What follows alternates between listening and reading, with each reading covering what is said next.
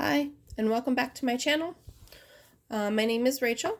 I am married. I work full-time outside of the home. I have a daughter and one dog.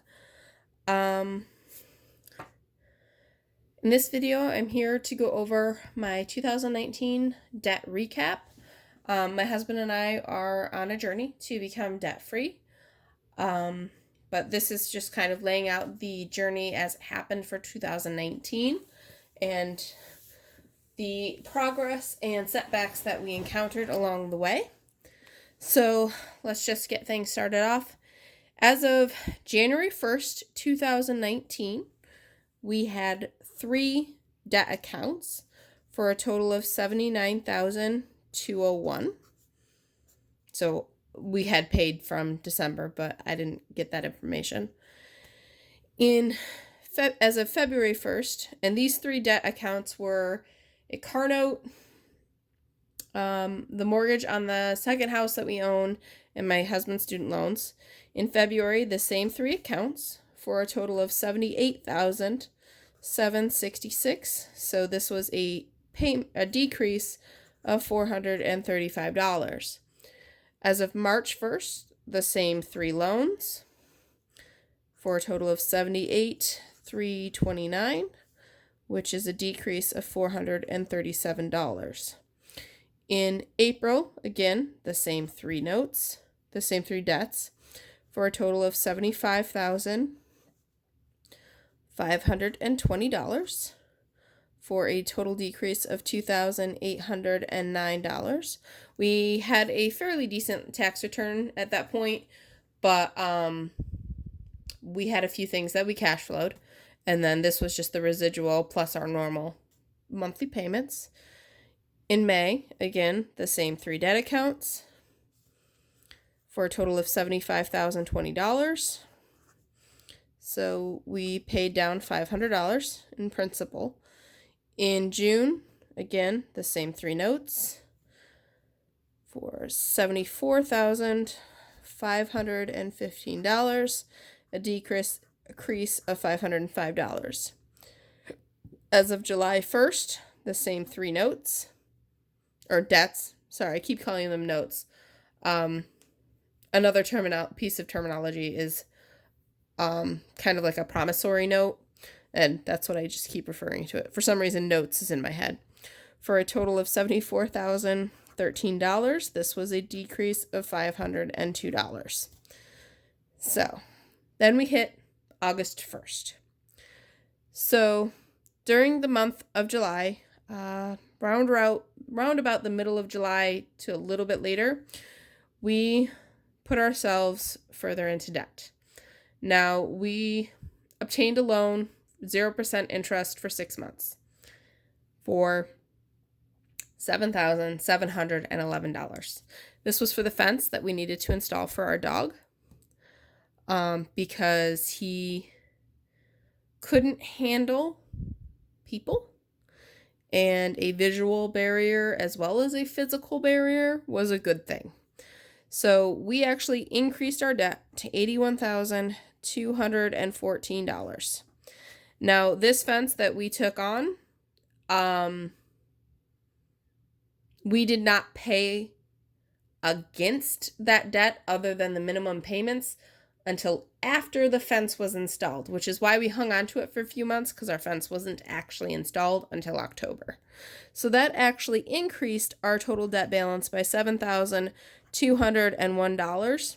This was a net of the $77.11 for the fence, with an actual pay down on the other debts of $510. In September, we had the same 4 debts as of September 1st, but we also cash flowed a storm door for $373. So while our total debt went down to $80,708, which was a decrease of $506, we also had a $373 door that we cash flowed during the month. So these are just going to show that we could have put more towards debt at this point in time. And again, remember, we're saving to pay off this $7,700 debt that we acquired during the month of July, but we're not actually making payments against it. And you'll see that later on. In October, we have the same 4 debts, and we have a total debt of $80,121 for a total paydown of $587. And the reason why the average monthly paydown increased was because we had that new debt minimum that we had to pay. November 1st, actually. So we go from having 1 car note, a mortgage for a second property, a fence, and student loans. And in the month of October, my husband had a car accident. And it resulted in him needing a new vehicle. We were very fortunate to obtain another low-cost vehicle. Unfortunately, we did have to take out a loan. So now, as of November 1st, we had 5 debt accounts. So what we had to finance was $6,000. We paid out of pocket $2,000. So we had $85,530 as a balance as of November 1st. So overall, this was a net increase of $5,409, but this comprised of a addition of $6,000 in debt.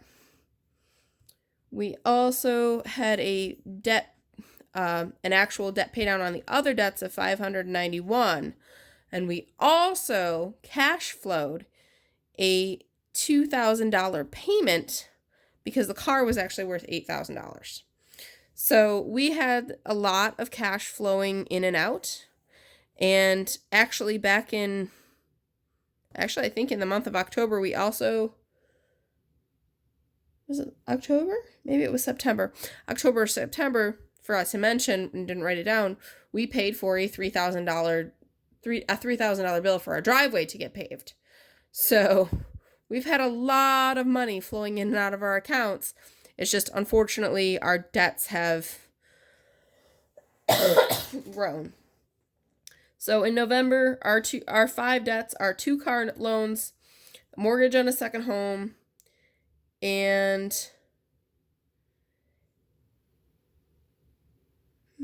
November 1st, and the fence. Right? Yes. During the month of November, but as of December 1st, we have 5 debts, but they're slightly different. So we, at this point, have a total of $77,884. So this is a total swing on our debt balance of $7,646. Now, this is comprised of paying off the fence, but we had to buy a stove for the second home that we don't live in. We were doing our monthly inspection and discovered an issue with it, and it was safer to obtain a new stove. Fortunately, when that happened, it was Veterans Day weekend. My husband's military. He got a discount at the store that we went to for that weekend, so we took advantage of the sales. So they had sales. He gets an additional discount. We took advantage. And we got a decent stove for just over $400. So I figured we didn't do too bad. But that was a net decrease of $7,646, bringing our debt down as of December 1st to $77,000. Now, please note, at this point in time, we are finally back below what our original debt was at the beginning of 2019. However, we are still not at our lowest point. And then January 1st / December 31st, we end the year with 4 debt accounts. We paid off the stove during the month of December for a total of $76,738 for a decrease of $1,146. This is because we paid off the stove and we made finally a snowball payment against the lowest balance loan that we had, which at that point was actually the $6,000 vehicle that we acquired in the month of October. So while we did end the year lower than we started the year, we are still higher than we were mid-year. This is something that we're working on. I have posted our 2020 financial goals, which is to pay off the 2 vehicles, which would actually get us down to 2 debt accounts, and then hopefully to sell one of our other homes that we currently still own, and that would actually pay off the other 2 debt accounts. But that's it for my 2019 debt recap. If you have any questions, leave them down below in the comments. But thank you for watching. If you like the content similar to this, please subscribe and have a good day. Thank you.